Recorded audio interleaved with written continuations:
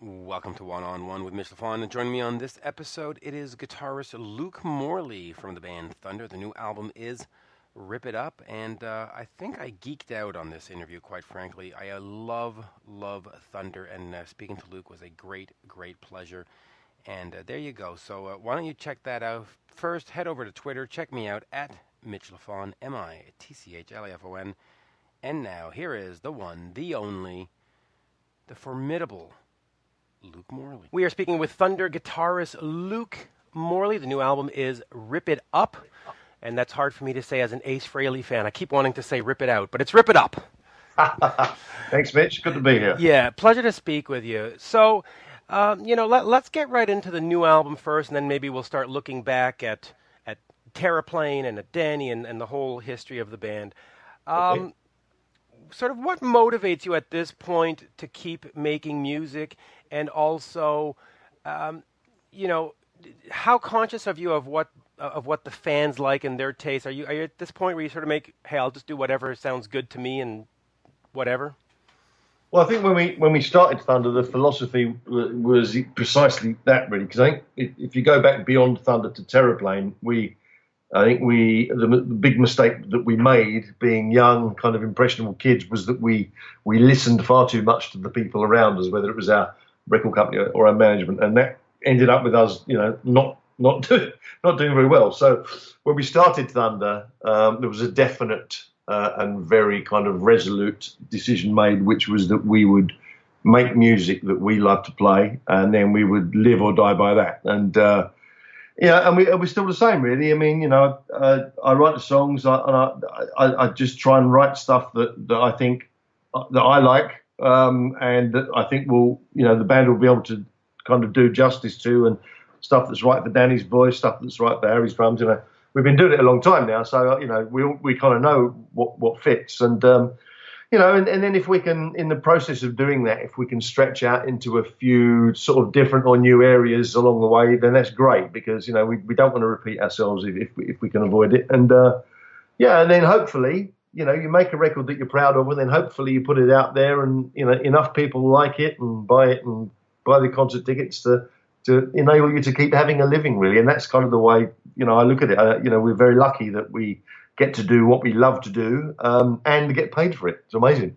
Yeah, especially after all these years. Talking about concert tickets and getting people to come out, North America, which is where I'm from, has been an exceptionally difficult market for the band, if that's fair to say.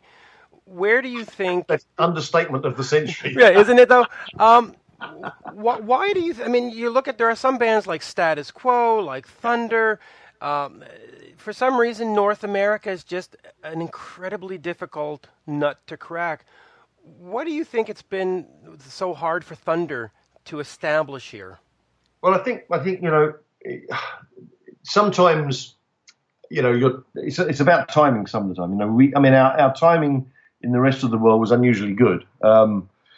In the States, Canada, it was kind of when Backstreet Symphony was released by Geffen, I think we sold 250,000 copies in the US, and we were all over MTV like a rash, and it was looking very, very good. This was like summer of '91, and then grunge happened, and what happened was our label, obviously being Geffen at the time, I think they bought Stump Pop, so they automatically had Nirvana and Smashing Pumpkins, and Nirvana just took off like a rocket. And I think what they did was their whole of their kind of marketing spend and priority went in that general direction, which left the more kind of traditional bands on Geffen, like ourselves, Aerosmith, Guns N' Roses maybe, slightly kind of in a weak position. And of course, the difference between us and Aerosmith and Guns N' Roses is that both those two bands had sold millions of albums, and we kind of weren't at that stage in our career. So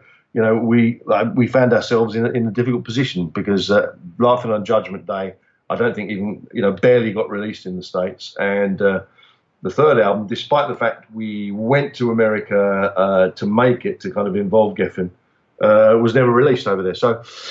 Yeah, so, as Danny says jokingly, if I ever meet Kurt Cobain, I'm going to kill him. Sort of gallows humour. I don't know. It's just one of those things. I mean, like I said, we're very fortunate. We've made a good living this for a lot of years, and it is a source of regret, and probably the only one actually that we haven't done more over there or done something over there really. But we still live in hope. I mean, our European label at the moment apparently has got or just about to appoint a new licensee in North America. So that may be, maybe something just simple like that, which is the kind of catalyst. I think, for us realistically to do it now, I think we'd probably have to come over as a special guest on somebody else's tour. I think that's probably the only way we could really approach it. But, we'd still, all of us, believe me when I say sincerely, would all really love to do it. I'd love to see you do it, actually. Quite frankly. I keep having this. Go ahead. It's just kind of, it is a great frustration. But, we haven't given up yet. Let's put it that way. Yeah, and I keep having this wild fantasy, if I ever win the lottery, that I'm going to have a Thunder secret show. So there is hope. You mentioned Terraplane before, which of course was the band just previous to Thunder. Yeah. 3 of the guys are in Thunder. Why not continue as Terraplane? Why was a decision made to disband that and then start a new band? Why not just sort of change some members and just maybe change musical direction? Well, we felt that to give the new songs and, a much more kind of, because when we had the songs for the first Thunder album, or the first few of those songs, we knew that we had a very kind of sort of, defined kind of direction musically. And we felt it was very good for that particular time, being, the end of the 80s. And, with bands like Guns and Aerosmith doing so well. So we figured that to give it the best kind of send off and the best kind of beginning, that to kind of associate it with something which hadn't done very well would be much harder for people to embrace it. Whereas if we gave it a new name, I mean, it sounds like a really sort of fundamental thing, but to people, particularly lots of media people, tend to embrace things when they're new and shiny because everybody's looking for the next big thing. Whereas if it's something that's already associated with failure, then it's a bit more difficult to convince them, So I think we were just being pragmatic, really. I think we felt we would give it a better chance if we came up with a new name. Which makes sense. Rebranding is always difficult. Danny. Yeah. Your partner of, I guess we're going on to like 40 years almost, right? I'm sure at times he's been your best friend, and I'm sure at other times he's been your worst enemy. But overall, what has Danny meant to you personally? What has he meant to you professionally? How have you survived together for 40 years? I think that's a very good question. That is a very, very good question. Well, we're a bit like a married couple, really. I mean, in an odd sense, in that I think we're both quite different as people. And our kind of our paths of our lives kind of proves that, really. He's got 3 kids. I never particularly wanted to go down that route. For me, I just sort of, that kind of commitment terrified the crap out of me. So I just kind of avoided it, really. Having said that, I'm very happily married now, but I think it took me a lot longer to grow up. He was always a lot more pragmatic, and I think I was always much more of a dreamer, really. And I think that's probably why now at this stage in our career, I write the band's music and songs, and he manages the band. So, that in that statement there, you can see kind of quite how different we are. But I think both of us are smart enough to realise that when we work with the other one, then we tend to bring the best out of each other in a lot of ways. So I think that's the key to the relationship. And also, I think the reason that we've remained friends for such a long time is I think we don't press each other's buttons the wrong way. And I think we're both quite good at giving each other space when we need it. And it's just a good, solid, strong friendship that works. And we have respect for each other. And we're both kind of capable of kind of doing for the other one what they need. In terms of work, how we look at the world generally, and all sorts of things, really. I think we're just very complimentary, and I think, and that's the key to it, really. When the band sort of broke up in the early 2000s, is that where you sort of noticed that it was a little different without Danny around? Yeah, I think, of course. I mean, the interesting thing about music, I think, is always, for me, probably a lot more than Danny, the creation of the music, the writing of the songs, making the records was obviously something that I love to do.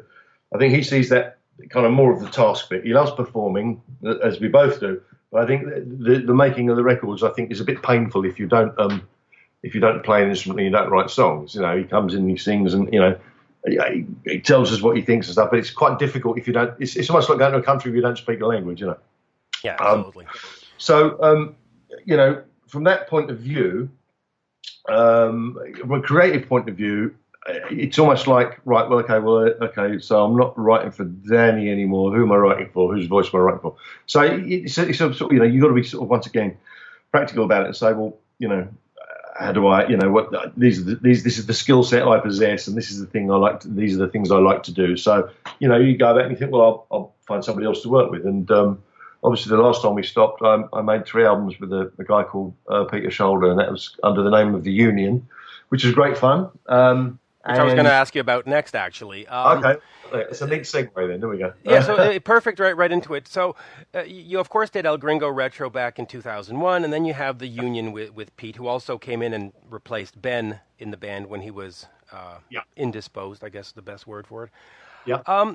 Where does that leave us with The Union? Is that something that, listen, while Thunder works, it's on the back burner, or do we see an album in 2018? Is that something that you still want to do, is have this sort of side project or band or career? Well, I do like to do different things, because I think it keeps my contribution to Thunder very fresh. If I put Thunder down for a while and go off and do something else. I mean, last year I produced an album by an all-girl band from Scotland called the Amorettes, which was great fun. They're sort of like the Ramones meets AC/DC meets, I don't know. They're very noisy, but they make a good noise. And I spent 6 weeks doing an album with them, which is great fun. That was in the middle of recording Rip It Up, so it was kind of good for me to go do something else and then come back. So I came back really fresh. But no, I think it's good for musicians to work with different people sometimes. I mean, I think as far as the Union goes, it depends completely on the amount of time that's available, and also depends on what Pete's up to. He's kind of in a kind of writing and demoing stage at the moment. Well, I'm not quite sure. I think he's got something going on. He's playing his cards quite close to his chest, so I'm not quite sure what that is.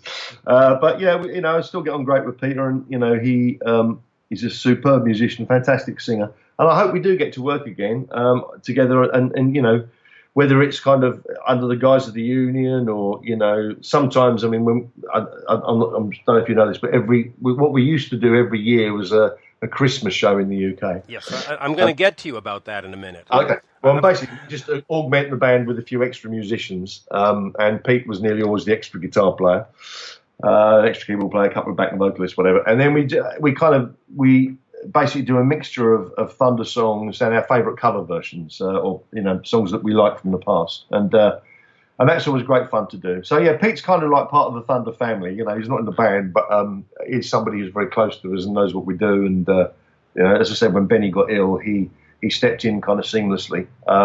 He's somebody I love to work with. But and I'm sure I'll do other things on the side as well. Because like I said, it keeps me fresh. Yeah. Before we get to the Christmas shows, let me ask you about Ben. He did get ill, and it did send sort of shockwaves through the fan base. How scared were you when you heard the news? And just sort of talk to me a little bit of how he's doing now.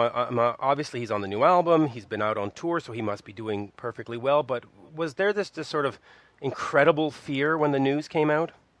Well, yeah, it's a shock because, first of all, it's shock because you don't. I mean, we just. Not long before his diagnosis, we'd been out in Japan, and we had a great time. We'd done like a week and a bit over there, done some great shows, and we came back. It's like, okay, have a great Christmas. And and off we went to our families and stuff. And and then I had a phone call. I think it was probably the first week of January, sort of telling me, and it's the shock more than anything. You're just not expecting it. But that's life, isn't it? It's always what happens while you're making other plans, and you kind of go, okay, right. Well, how's this gonna work then? And and we had a couple of band meetings sort of fairly immediately after his diagnosis, where he was kind of joking about it, and we were kind of, because obviously we committed to recording Wonder Days at that point, so we knew that we couldn't sort of pull out of that, so we had to kind of crack on into it. We just said to him, you've got to deal with this. Take your time. If you can play on a record, great. If you can't, doesn't matter. We'll work it out. Just get yourself better, and that obviously becomes the immediate priority. And he had a very, very difficult few months. And the treatment, obviously, I mean, it knocks the hell out of you. And he did all the classic stuff. He lost loads of weight, his hair fell out, all the usual stuff that happens. And and it was never easy seeing your good friends kind of go through that. But we rallied around as best we could. His family, he's got a lovely family. They were terrific with him, and lots of great friends. So it was, I guess, as easy as these things can be. And I think also the major thing was that his prognosis was very, very good, because the kind of cancer that he had is apparently one of the most successful. The cure rate is in the 90%. And the flip side of that, though, of course, is it's also one of the most painful. He had a fairly unpleasant few months, but he came through it with flying colours. And and I look at him now on stage. I can't stand too close to him now, because he makes me look like a fat bastard, because he's really slim now. That's funny. That's funny. So let me get back to these Christmas shows. Being a fan in North America, especially I don't want to say pre-internet, but before there was all these music websites.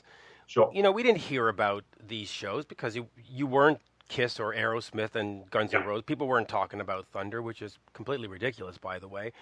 But you have all these things recorded, and you made them available for fans for a limited time. Yeah. But a fan like myself can't buy them, and it drives me crazy. Is there at any point some kind of, let's put them up digitally, let's re-release them, repackage them, that they're somewhat different so that the people who got the limited edition don't feel like... I mean, what do we do with all this stuff? Right, well, that's a good question.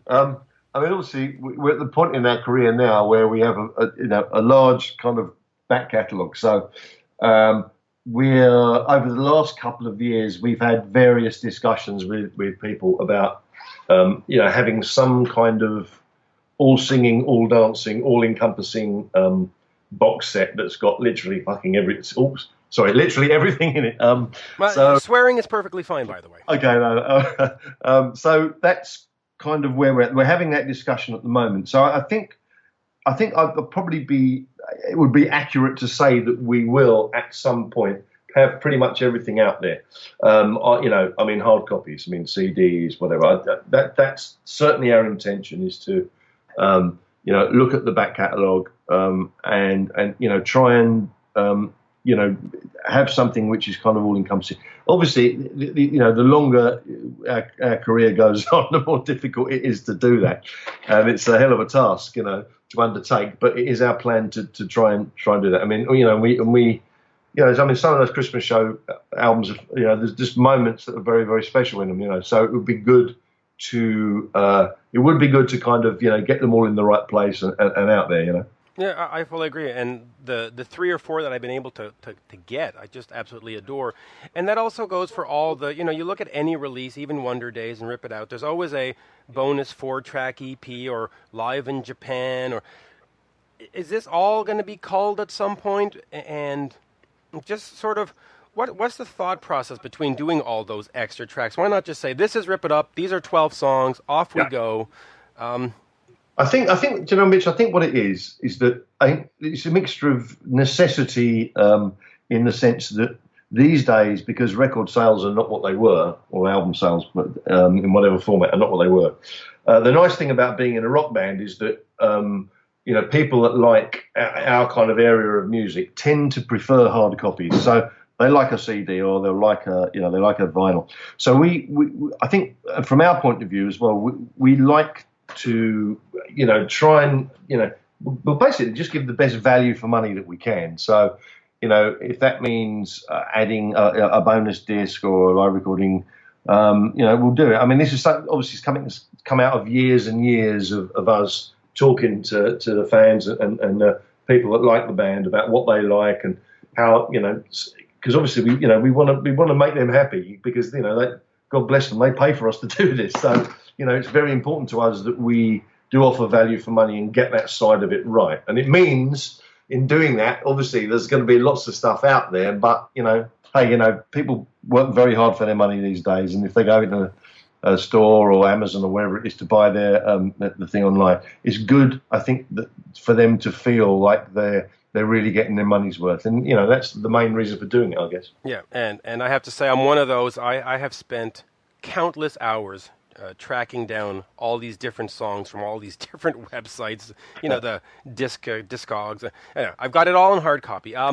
2009, 20 years and out, the farewell tour. You're in great company. You're there with Ozzy, Kiss, The Who, Scorpions. A farewell tour that wasn't a farewell tour. Now, I'm sure it was well-intentioned, but where after in like sort of 2010 do you say, oh, sorry for the language, but oh fuck, what do? We've got more to say. Well, yeah, that's a good question. I mean, I think when we stopped in 2009, I mean, basically Danny wanted to have a go at something else. He wanted to go and become an agent, which is, his prerogative. And I think probably, if ever there's that nagging doubt in the back of your mind about doing something or trying something new, you can't wait until it's too late, So I think he decided he wanted to do that. The rest of us sat down and talked about it. I didn't particularly want to go through the misery of auditioning singers and that whole thing. I just felt it would have been counterproductive to go down that road, because I think that, the key elements of Thunder are what they are, and I think if you change any of that, then it isn't Thunder anymore. So I wasn't prepared to do that, and the rest of the guys understood that, and that was fine. So off we trotted. And then, obviously, the lovely thing about Thunder is that, whenever we've ceased to exist temporarily, it's never been because of personal reasons. It's always because, other circumstances, or we didn't want to do that anymore, or whatever it was. So it's never been because we've fallen out as people. So basically, 2009 came, we toured, we went everywhere, had a great time, and then that was that. We all moved on with whatever it was we were doing. But obviously, we spoke all the time. And the Thunder kind of the Thunder business, if you like, was ongoing. We were still selling records, and the shop was still that. All that stuff was still ticking over. So obviously we'd reconvene every sort of few weeks and have dinner or have a drink or whatever. And then in 2012, what happened was Danny and I went and had dinner, and we'd been offered this festival in the UK, and we just thought, oh yeah, it's a one-off, what the hell, it won't hurt and it'll be good fun. So we did that, and then it was like, well, look, if we're going to do one, why don't we just go out and do a few festivals across Europe? This also coincided with Danny and I having a large tax bill. That may have had something to do with it. Yeah, that's very motivating. Exactly right. What's the most fun we can do making money? So it's like, well, let's do a couple of Thunder shows, and so we did, and then there was our good friend Andy Copping, who's a promoter in the UK, said, "Oh guys, look, you're going out, you're going to do these shows. So why?" He said, "Look, I've got this bill coming to the UK, it's Journey and Whitesnake. Why don't you join that bill? We'd love to have you on it," sort of thing. And so we thought, well, look, we're rehearsing anyway. God, it'll be fun. Let's do it. So we did that, and something sort of kind of clicked on those shows. Really, we were playing in Cardiff in Wales, and we came on stage, and the audience, literally, we finished the first song, and then the audience, it was kind of a standing ovation and then some. We literally couldn't play anything for a couple of minutes because the audience was making so much noise, and it was quite overwhelming. And I think, the day after, we were flying out to Germany for a festival, and Danny and I were sitting on the plane. I said, we should make a record, because if we don't do it now, we probably never will. And there's still obviously a lot of love left for the band, so let's do it. And by that time, I think he realised being an agent wasn't for him. So that's what we did, and here we are now. You know. Yeah, and it turned out great. Now I know we're running out of time, so I'll finish with a couple of these questions here. Bose and Morley, Moe's Barbecue, and moving swiftly along. By the way, Yep. I love those albums. They're and I don't mean this disrespectfully, but they're quirky, just in the fact that there's sort of, I don't want to say there's dance, but there's just different musical elements going on than Thunder. Is that something you'd like to do again? Do another Bose and Morley? Yeah, possibly. I mean, they were great fun to do those albums, and it's nice to kind of, I mean, with Thunder, it's a bit like being in Queen or Led Zeppelin or any rock band really. There's an expectation, and while you within the kind of the parameters of what you do, you can try different stuff. I think if we decided to make a concept reggae album, I think our fans will be very disappointed. But I think the nice thing about doing that Bose and Morley is that we could do anything we wanted to do, or just something we could dabble in different musical areas really. And there may not be things that we wanted to do all the time, but it's kind of like having a bit of fun musically without there being any kind of consequences, because obviously Bose and Morley, nobody's expecting anything particularly. I'm there expecting to hear Danny's voice and me playing the guitar, but in terms of musical style, there's no particular expectation. So, that's kind of quite freeing. You could argue that perhaps, the flip side of that is, well, you can do anything you like, but, is it kind of disciplined? Is it going to kind of hang together? I mean, for my money, I quite enjoy those albums, but they are kind of disjointed in a kind of good way, I think. I think quirky is the best way to describe them. There's not a musical motif, if you want, to them, but every song has this uniqueness, and they're endearing. They're fun. I listened to both of them all summer, and they're great, sort of fun summer, frivolous, if that's not too negative, kind of music.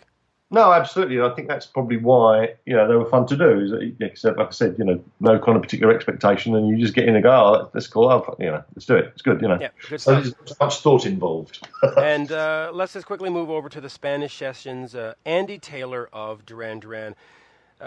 Because he was in Duran Duran, a lot of people don't see him as being this guitar god, I guess, for the lack of a better word, but he's just an incredible guitarist. How was it working for him, not for him, with him? And do you think you might want to do something down the road with him? Yeah, I love working with Taylor. I mean, he and I, he's one of the few people. I mean, obviously, a lot of the time, most of my kind of career certainly as a writer, I've written on my own. I mean, there's been a few people I've written with a few people here and there, but Peter, obviously from the Union, I've enjoyed writing with, and I really, really enjoyed working with Taylor as well. Andy's Andy's one of those people I can go without seeing him for years, and then we'll meet up somewhere and have a great night and have fun. And music, writing for when we just sort of sit there, get the guitars out, and stuff happens. It's one of those relationships, which is great fun. So yeah, I mean, I certainly wouldn't write that off. He's out living in Ibiza at the minute, and he's been out there a few years. We speak reasonably regularly. And yeah, I mean, we're always talking about getting together. It's obviously things kind of conspire against you, and obviously I've been very, very busy with the Thunder thing. But Andy was integral in the beginning of Thunder. He really was, and so. He'll always kind of, like I said, be part of the extended Thunder family as well in that sense. So, yeah, I mean, I'd love to work with Andy again. You said he was integral in the beginning. How so? That's sort of part of the history that I missed along the way. What did he sort of contribute to the Thunder legacy? Well, what happened was when we were kind of between Terraplane and Thunder, I'd written sort of 2 or 3 of the songs that went on to be on the first Thunder album. And we'd sort of changed management, and we were going through the whole kind of process of, reassembling ourselves, as it were. And our accountant, we appointed this new accountant, and we were sort of having a conversation with him, and we were saying, we need to find somebody to produce the album.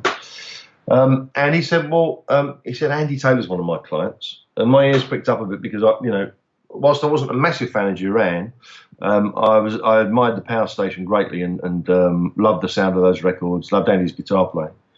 I said, can we meet him? So he was making I think a solo album at the time. So I trotted up to Chipping Norton Studios in Oxfordshire one Sunday morning, and it was great. It's about 11 o'clock in the morning, and I sort of waited in this darkened room, and he came in wearing sunglasses, and I thought, I'm going to like this guy.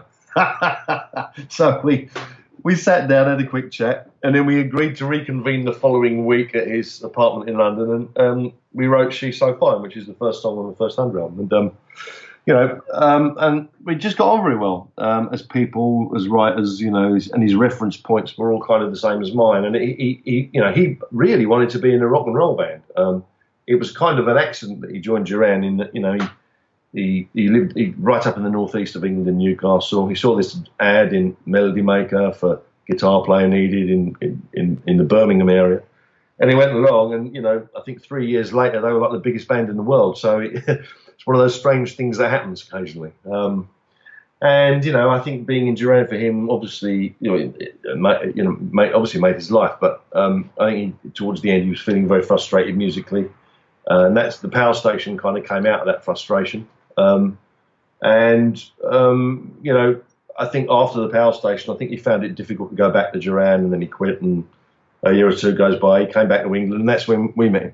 But I think his main contribution, as well as producing the album, his main, I think, is because we'd had this kind of slightly negative experience with going through the Terraplane thing, and I think we'd probably lost a little bit of confidence. And as soon as he got the band in the studio, he said, "It's great, but just do it more, do it louder, turn it up, and don't worry about it. Have another beer. Everything's going to be fine." So he enabled us to kind of relax, and he kind of unburdened us, I think, of our past in a very good way. And the atmosphere in the I think it was Ben who described recording a Backstreet Symphony as a party where an album broke out, and I think that's probably about right. We spent a lot of time having fun on that album, and he was a very good attitude manager. He got us in the right frame of mind, and that's obviously we needed that at the time. Yeah, and of course I had a senior moment there. I completely forgot that he produced Backstreet Symphony. Yeah. There you go. I could do this for another hour, but we'll respect our time here. But so thank you. It's an absolute pleasure. The new album, of course, comes out February 10th. It is fantastic, and it is Rip It Up. Rip It Out is the Ace Frehley song, so let's not make that mistake again. Great stuff. Absolutely great stuff. No worries. Thanks, Mitch. Thanks very much. Thank you. Have a good day. Yeah, you too. Take care. And there you have it, folks. My interview with Thunder guitarist Luke Morley. The new album is, of course, Rip It Up. It is fantastic. You must buy it. Don't even check it out. Buy it. And while you're buying it, go out and buy all the other stuff. Backstreet Symphony, All You Can Eat, all of the albums. They are absolutely fabulous. Worth every single penny. And, of course, shame on North America for not having made Thunder as big as Def Leppard or, any of the European bands, Scorpions, Iron Maiden, etc. The band is just fantastic. Please check me out on Twitter at Mitch Lafon, and if you care to support the podcast, it is paypal.me/Mitch Lafon. And on that, I bid you a fond farewell. Au revoir, arrivederci, buenos noches, and all that other stuff. Cheers. Bye-bye now. Bye for now.